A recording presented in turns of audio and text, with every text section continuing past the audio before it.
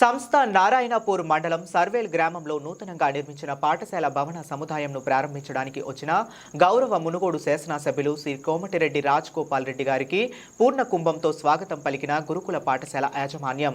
గురుకుల పాఠశాల స్థలదాత మద్ది నారాయణరెడ్డి విగ్రహంతో పాటు డాక్టర్ బిఆర్ అంబేద్కర్, వల్లభాయ్ పటేల్, అబ్దుల్ కలాం విగ్రహాలకు పూలమాలలు వేసి ఘనంగా నివాళులు అర్పించారు ఎమ్మెల్యే కోమటిరెడ్డి రాజగోపాల్ రెడ్డి. यज्ञपतये देवे स्वस्तिरस्तुनः स्वस्तिरमानुषेभ्यः पर्यवासन्न इन्द्रो बृहस्पतिः स्वस्त्रोदारम् अवधादारम् ॐ शान्तिः या मनोरथसफलवृत्राप्रवर्तनम् विश्वादस्मादिममेस्य पदस्यां प्रयश्च मे धनमिन्द्राय सोमाय दक्षिणकलशे दीर्घमायुष्यमो ध्रुवन्ते राजा वर्णो ध्रुवन्ते वो बृहस्पतिः ध्रुवन्त इन्द्रश्चाग्निश्चराष्ट्रं दारयतां ध्रुवं द्रवो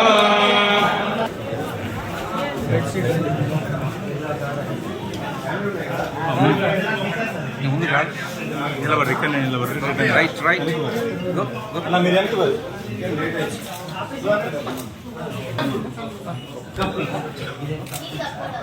సెక్రటరీ గారు సార్ రండి సెక్రటరీ సార్ కొంచెం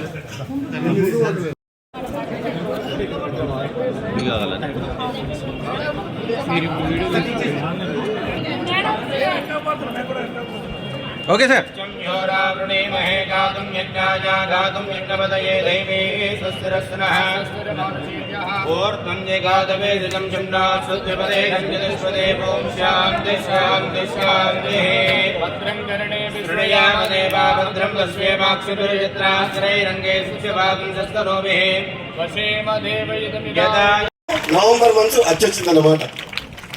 ఏది జరిగినా సరే నవంబర్ మంత్. అందుకనే విద్యార్థులందరికీ కూడా నేను చెప్తున్నా, మీతో పాటు ఈ దేశ భవిష్యత్తు కూడా మీ చదువు. ఈ సమాజంలో సొసైటీకి ఫౌండేషన్ ఏదంటే ఎడ్యుకేషన్. ఎడ్యుకేటెడ్ పీపుల్ ఉంటేనే ఆ సమాజం, సొసైటీ బాగుంటుంది. మీరందరూ కష్టపడి చదువుకుంటే మీ తల్లిదండ్రులే కాదు, సమాజంలో కొంత లక్షల కోట్ల మందికి కూడా మీరు ఉపయోగపడతారు.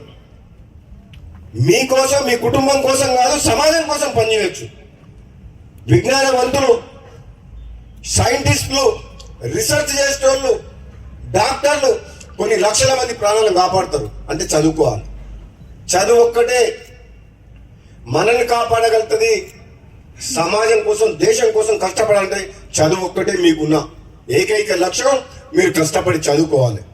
మీకోసం ఈ ప్రభుత్వం, ఈనాడు కాంగ్రెస్ ప్రభుత్వం, గౌరవ ముఖ్యమంత్రి రేవంత్ రెడ్డి గారి నాయకత్వంలో తెలంగాణ రాష్ట్రంలో గత 10 సంవత్సరాలుగా ఈ విద్య అనేది నెంబర్ 1. విద్య వైద్యం అంటారు. ఈ గవర్నమెంట్ వచ్చిన తర్వాత ప్రతి నియోజకవర్గంలో ఇంటిగ్రేటెడ్ స్కూల్స్ అని మొన్ననే మునుగోడు దగ్గర 300 కోట్ల రూపాయలతోటి ఇంటిగ్రేటెడ్ స్కూల్కు శంకుస్థాపన చేయడం జరిగింది. అంటే ఈ ప్రభుత్వం, కాంగ్రెస్ పార్టీ ప్రభుత్వం పేదల కోసం, విద్యార్థుల కోసం నాణ్యమైన విద్య అందిస్తేందుకు వేల కోట్ల రూపాయలు ఖర్చు పెట్టి కార్పొరేట్ స్కూళ్లకు తక్కువ కాకుండా గవర్నమెంట్ స్కూళ్ళనే విద్య బోధించాలని చెప్పి ఆలోచన చేస్తున్నమాట వాస్తవం.